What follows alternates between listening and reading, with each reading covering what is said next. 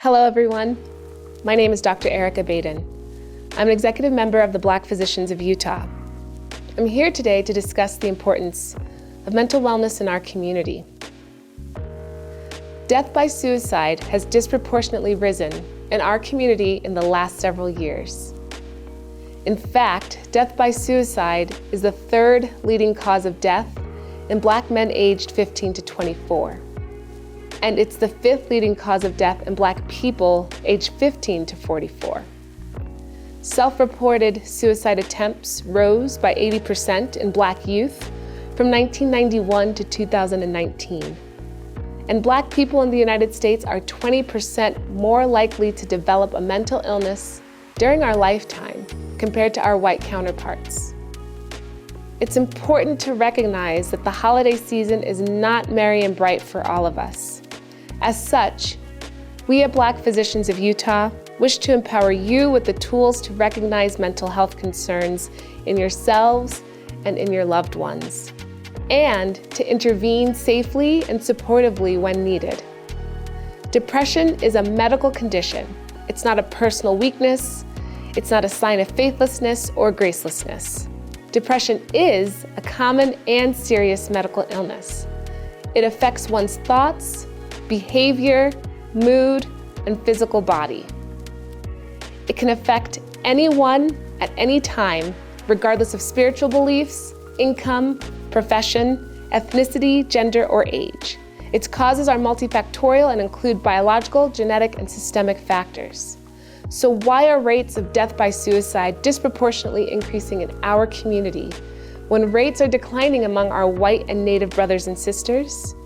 Well, one factor is mental health stigma. Stigma has impeded Black people from seeking help. People suffering with mental health concerns are often seen or considered crazy or weak. This has perpetuated a false narrative that Black people do not experience mental illness or even death by suicide. There's also been concerning messaging from various faith-based communities which view death by suicide as a moral failing. Number 2, access. There's limited or no access to appropriate mental health care in Black communities and other communities of color. Representation is also limited. According to the APA, less than 2% of psychiatrists and 4% of psychologists are Black, though we make up 13% of the US population.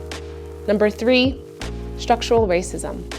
There are systems in place that precipitate and perpetuate severe anxiety and racial trauma in the Black community. Examples include income inequality, redlining, incarceration rates, and disparities in educational funding, to name a few. Number 4, implicit and other bias. Misdiagnoses, delay in diagnoses, false labeling, for example. Black youth are often identified as acting out rather than for having possible underlying mental health concerns. There seems to be a cultural disconnect in healthcare delivery and management. Number 5, isolation. Our youth have been bullied because of their race and their sexuality within and outside of our community. It's important that we support and recognize that we are not a homogeneous people. There's a beautiful and collective diversity within us that must be celebrated. So what can we do? What are some protective factors or some means of suicide prevention? First, we must create an environment that fosters positivity in one's identity and Blackness, as well as self-agency. We need to encourage community engagement. We need to promote strong school connectedness and belonging. We need to develop positive church or spiritual connections. We need to support adequate nutrition, sleep, rest, movement, and safety. And finally, and maybe more importantly, normalize seeking mental health care, both medically and psychologically. The following are some resources that you can use for yourself or for your loved ones in times of crises, or to seek additional information. I want to thank you for your time and for your attention.